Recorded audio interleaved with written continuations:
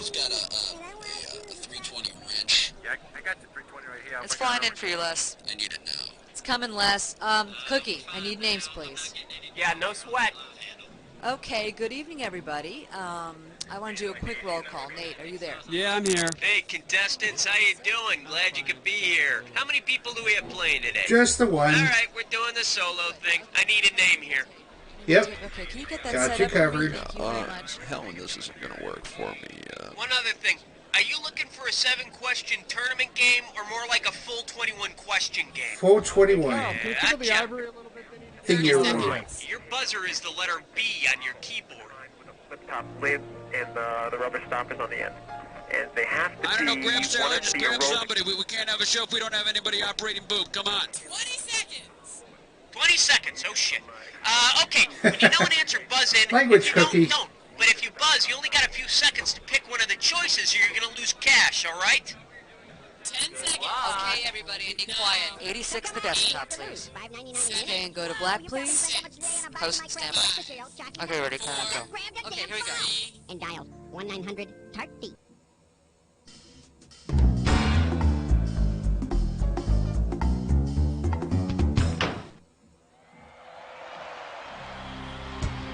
All right, it's time.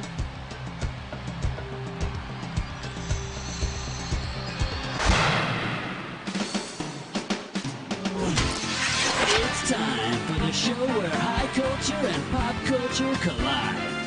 Yeah! Hey, how you doing? Welcome to the show. Hey, Nate. Just you and me for this show, huh? All right, partner, let's rock and roll. Okay. Here's the category. Men with too much iron in their diets. Okay, shouldn't be too tough. This question's gonna be worth $1,000. Get ready to buzz, cause here it comes. Which of these historical figures might you expect to wear blue tights and hang out with a woman named Lois since his last name literally means man of steel? The Marquis de Sade, Joseph Stalin, George Custer, or Fu Manchu? I think it's Stalin. Joseph Stalin, that champion of freedom and justice. Nice try. Overhead contest. I appreciate your comment there. Genocide, man. How about it? Hit me with a category. All right, we're gonna need the message in and outside. Yeah.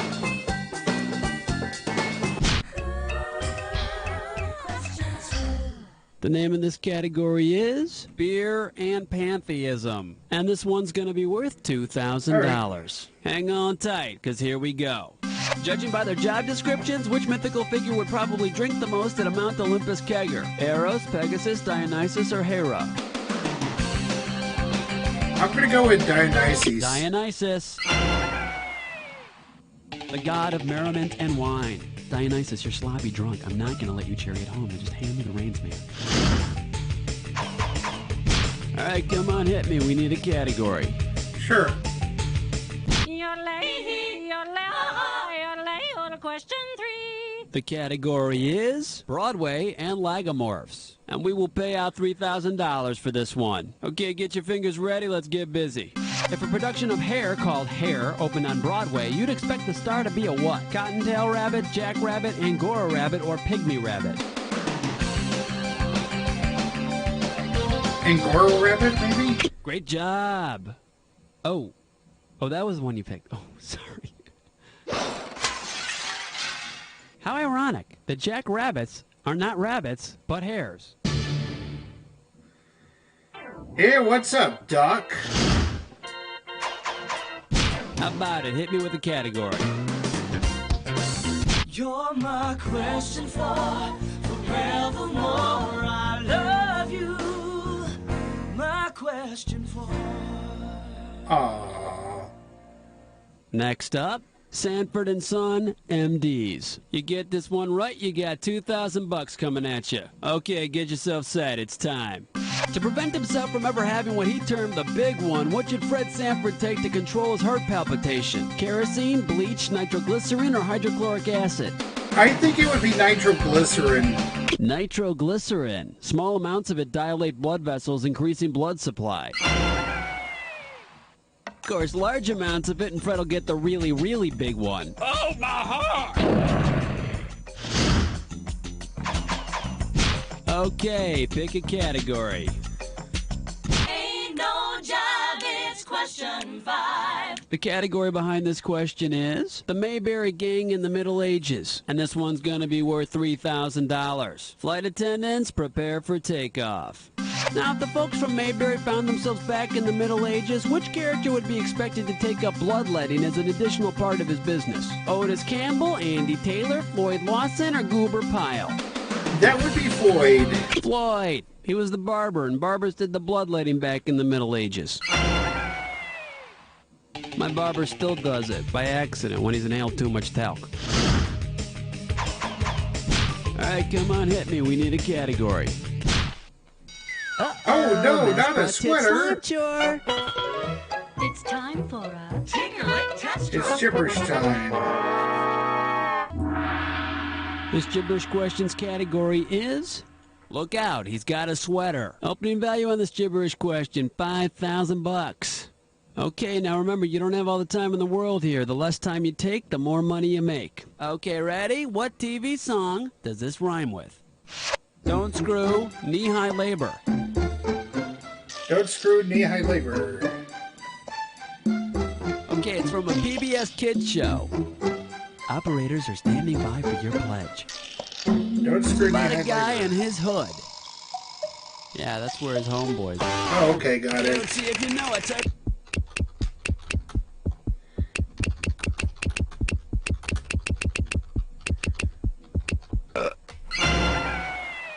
Can you say correct? Hey, guess what, neighbor? I think we're gonna become real good friends.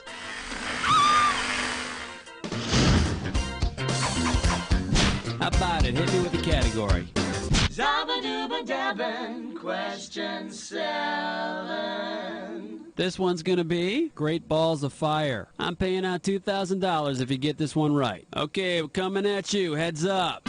A white dwarf is a star that is always found in groups of 7, abnormally faint for its high density, composed entirely of burning helium, or located in the constellation Tattoo.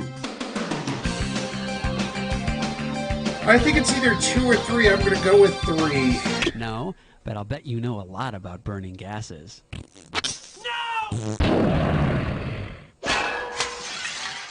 Is that Yeah, how they let's see got the rid of the correct answer. Hindenburg? Abnormally faint because it's near gravitational collapse. And you know, when you're a few billion years old, you're pretty tired. You're ready to collapse. Okay, pick a category. Yeah, man, come along to question 8. The category. The sky is falling, run for your lives. And this one's gonna be worth $1,000. Now, we all know the story of Chicken Little and how he freaked out and thought the sky was falling around him. In July of 1979, citizens of the planet Earth, especially our friends in Australia, ran from large chunks of metal falling from the sky. What was the source of those chunks? The moon, airplane bathroom, Skylab, or the space shuttle? I think it was Skylab. Skylab, the first U.S. manned space laboratory. I guess that was NASA's way of throwing another shrimp on the bobby. All right, come on, hit me. We need a category. Number 9. All right, let's see what we're doing here. It's a bird, it's a plane, it's a feather duster. Right here, $1,000 for a right answer. Okay, let's get this ball rolling. Which of the following household tasks can Superman not perform? Leaf blow your backyard with his breath, erase a floppy disk with his magnetic force, quick freeze a vegetable medley, or locate unsanitary bathroom germs?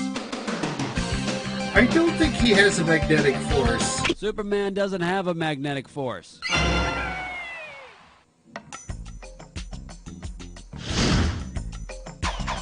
That would be How about it? Hit me Magneto. with a category.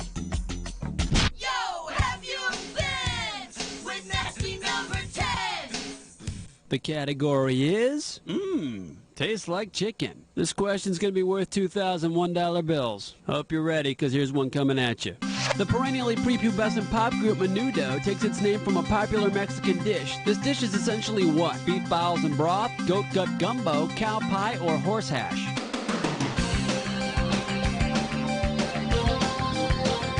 Hey, wasn't that a Stones album? I have no clue. Now, the correct answer is beef bowels and broth, breakfast of champions. We've got 10 questions down, and for 10 Yum. more, we're going on to round 2. Woohoo! Now, we are one round away from the Jack Attack, and all the questions in this round are going to be worth more than a round one. So pay attention, and let's do it. It's time to play a little bit of catch-up here, folks. And now, 11. Here's the category. Popeye and brutal kidnappers. And we are talking 4,000 big ones. Alright, imagine this. Popeye's nemesis Bluto is going too far this time. Bluto kidnaps Sweet Pea's little sister Chickpea, mashes her up into a paste with some fava beans, and fries her. What is the best new nickname for her? Would it be Baby Poi, Baby Falafel, Baby Kebab, or Baby Roo?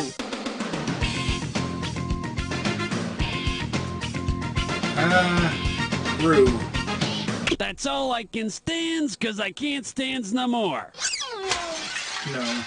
You know what you could have picked? You could have picked this. Baby Falafel. You know, I'd feel awful after being mashed up and fried too. Alright, come on, hit me. We need a cat. Uh-oh, best Gibberish butt fix again. more. Once again, it's time for a Ticklish Pascal. Alright, now here's your category for this gibberish question. Insult, suffocation, and fisticuffs. And if you're really fast, you can get up to 10,000 bucks for this gibberish question. Okay, now remember, the faster you solve this puzzle, the more money you win. Okay, ready? What product slogan does this rhyme with? Dork, de-smother, fight Pete. Now don't let the Dork, punctuation de-smother, throw you off. fight Pete. Hint number one, it's a slogan for a type of meat. Let's see what you got, Sir.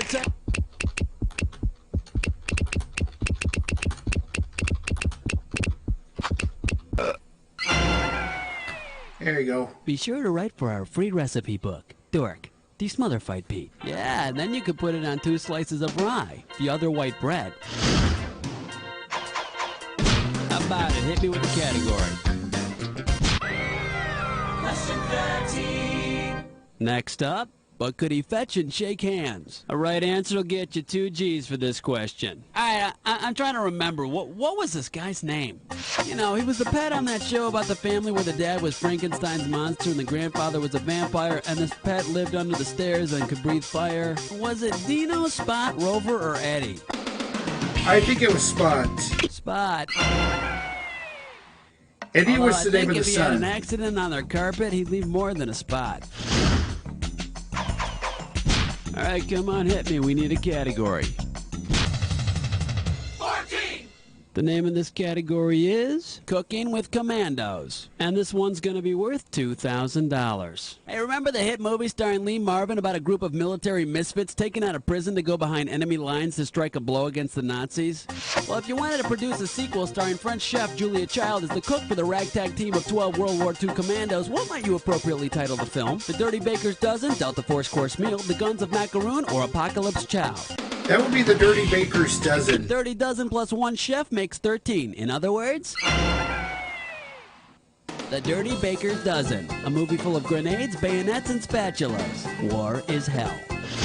And I've seen her take out Gordon Ramsay, so I wouldn't be too Here's question 15. sure that she wouldn't All right, let's see what we're doing here. Boy, that was close. take out You a get this one right, you enemy got or two. 2,000 bucks coming at you. Now, we all know a close encounter of the third kind involves building mountains out of mashed potatoes. What is a close encounter of the second kind? Hearing sounds from a spaceship, finding physical evidence of a UFO, sighting a UFO, or physical contact with an alien? I think it's physical evidence. Cash money.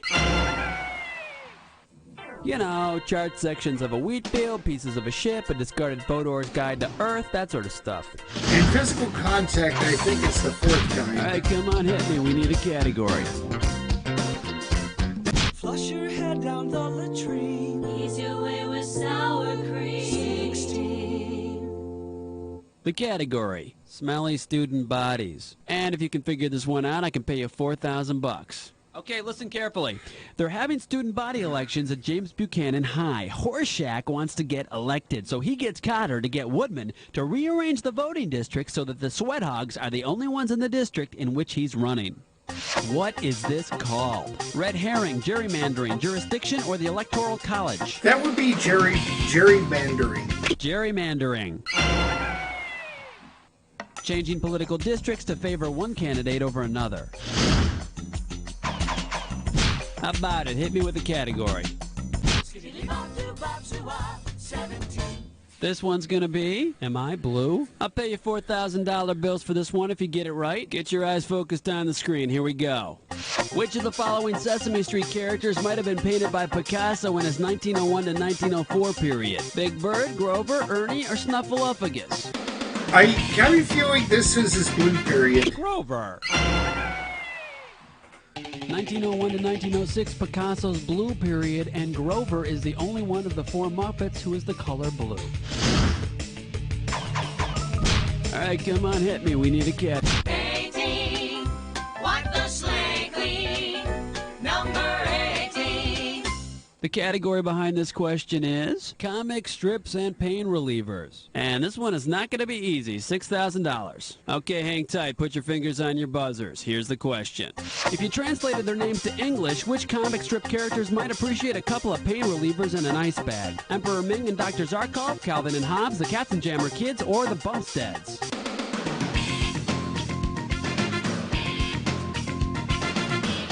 The Katzenjammer Kids? Katzenjammer. Das ist ein German word for hangover. Okay, pick a category.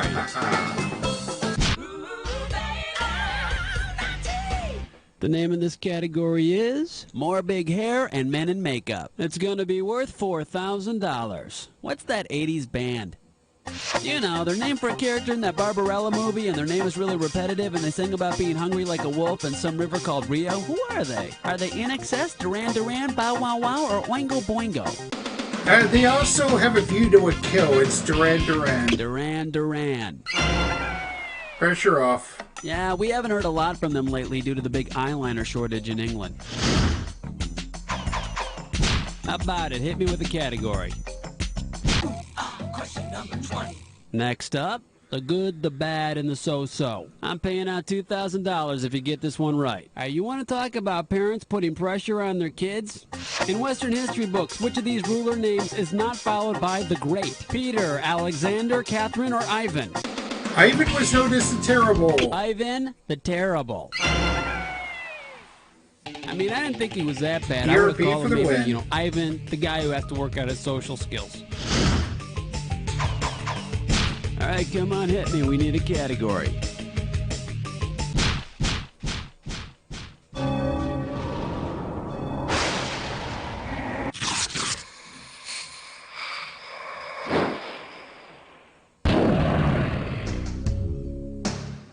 Jack attack time. Soon as you see two words on the screen that go together, buzz in. $2,000 if you're right, $2,000 off if you're wrong. Every time you're wrong. And this would be the one time I actually hit the B matches button. are equal.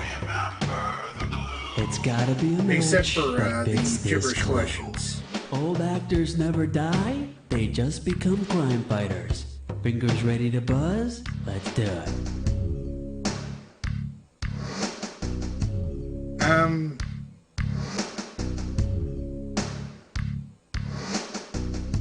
Barnaby.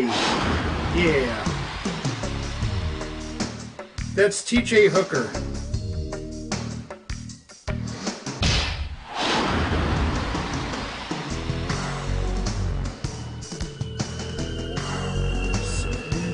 Okay.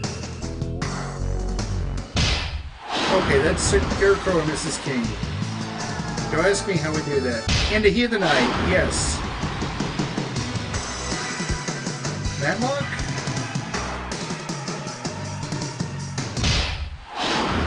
Oh yeah. Rockford Files?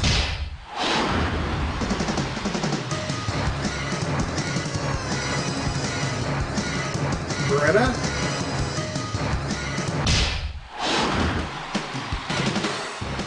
Woo! Nice shooting, Tex! You made that look easy. Let's see your score! That's the game! All right, nice going. I think you found your niche. Not the worthless trivia is going to help you find a decent job or anything, but who knows? But I'll tell you what I do know. You don't know Jack. Due to the Warehouse Christmas special, Don't Diss Me Like That, will be aired next week. Okay, great show, everybody. Cookie, what's the plan here with the contestants? Listen, excuse me, whenever you feel like playing again, you just gotta let me know, alright? Hey, Sheila.